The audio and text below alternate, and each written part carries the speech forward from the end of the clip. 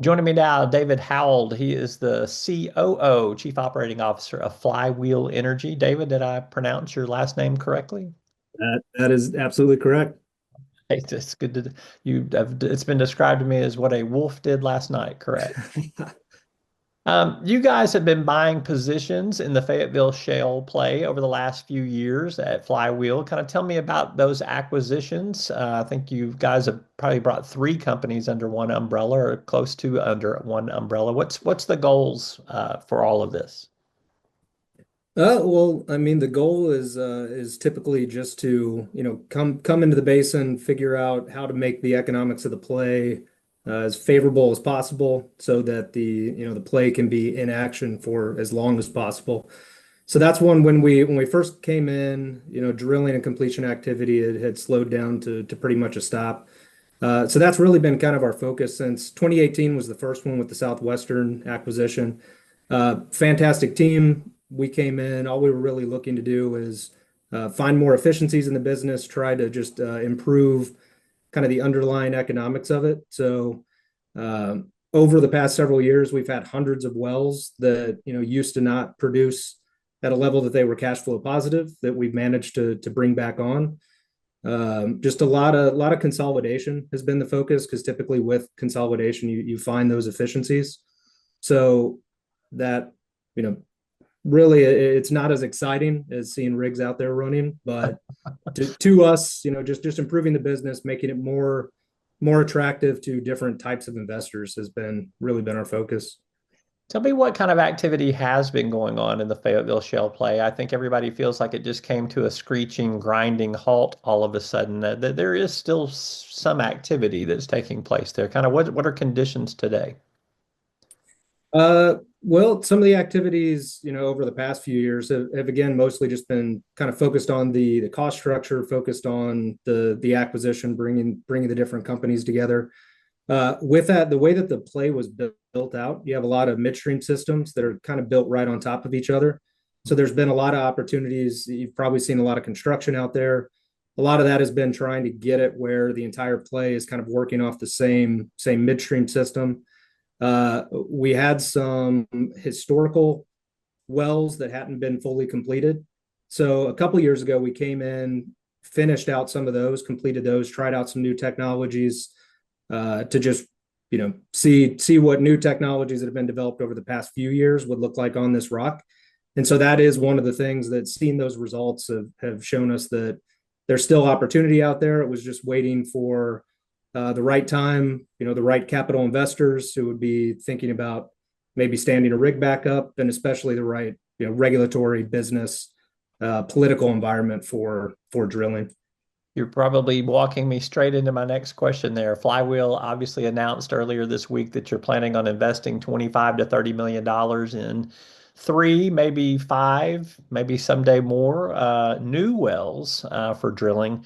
Tell me what has changed. I think you've just hit on some of it, the technology, the market conditions, maybe federal policy. What are the things that have are brewing together that have caused you guys to have optimism to move forward on at least three new wells? Mhm. No, it's a great question. I mean, it's the same kind of thing that state leaders are thinking about in terms of bringing just business to the state. It's kind of the same thing in oil and gas for capital. It's a competition for capital. So even if you have an operator like us who looks at the Fayetteville Shale and says, "Hey, this would be a great place to drill," you still have to spend a lot of money to do that. We don't, have that money on hand. You have to get it from investors. So you have to compete with all the other operators who are drilling in different basins across the country.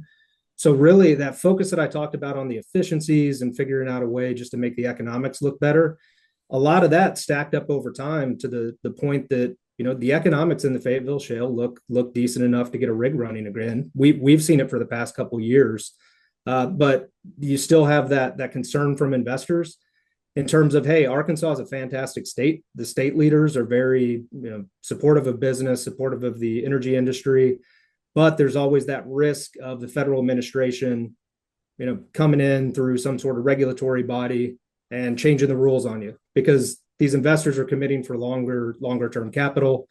These contracts with drillers, you're setting up contracts that are months, years long. So there has to be some predictability that there's not going to be a surprise that uh, you know the the regulatory bodies, the federal government, the state government are all still going to stay in support of the industry so that you can predict what's going to happen over time. So that's been kind of that was the final step here for a lot of these investors was to see, hey, for a long time, Arkansas at the state level has been a fantastic place to do business, but you have that federal risk. And so now that you see a federal administration who is extremely, business focused, common sense energy policies at the federal level, and you have state leaders who are on the exact same page, that really was kind of all our investors needed to get running. All right. So, and especially to commit to that first, it's just, yeah, it doesn't look like much. It's 3 wells that we filed for right now. There'll probably be 5 that we do this year, but what those are meant to do is get us out there. We know that the gas is there. It's just figuring out what is the absolute best way to get it out with the newest technologies that have come over the past few years while we haven't been drilling.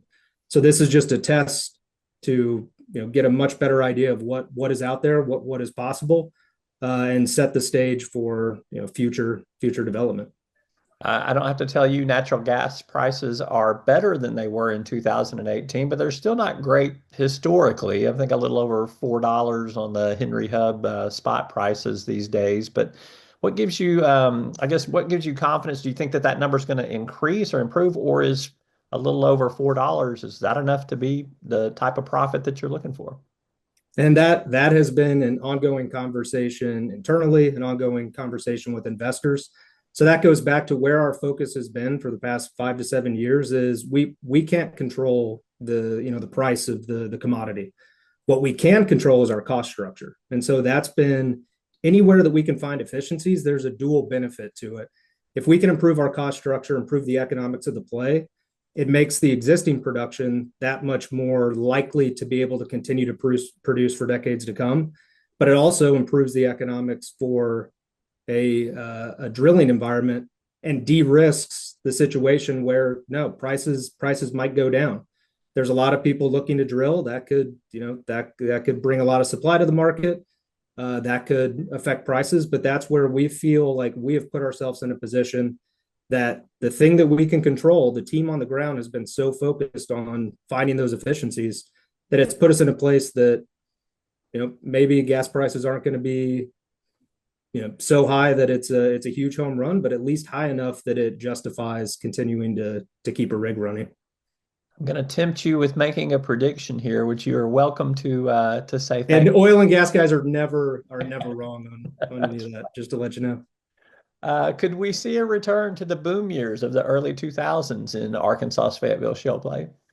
No, that's one we want to be, pretty clear on. It's a very different business model when you're in the mature stages of the play. So in the early days, you have to start from nothing. You have to drill at a pace that builds up the actual production. But then once you have a large production base, which the Fayetteville still has, I think a lot of people are surprised, to hear how much the asset is producing compared to other basins. It's a lot of gas, but it's declining. And so now it's really what the profile that we're looking for is, we're not trying over 2 to 3 years to double, triple the amount of gas that's being produced out there. We're trying to find a level of gas that we can keep roughly at the same level for 10, 20, 30, 40 years. So it's a different focus, requires a lot more discipline, but we think we have the exact team for that type of approach. And it's still, I mean, even just running one or 2 rigs, you're talking about hundreds of millions of dollars that are coming into the state, coming into the basin. Those are direct jobs that are Arkansas based jobs. And it's setting the conditions for reliable, affordable energy to support, the state leaders and their focus on economic growth, to have that growth being sourced by energy that's being produced inside the state. Well, it was welcome news to hear, and we are glad to see you doing it. And we wish you the best of luck and look forward to some updates in the near future. I hope that it all goes very well for you, David. Absolutely. We appreciate it. All right. He's David Howald with Flywheel Energy. He's their Chief Operating Officer. We appreciate your time.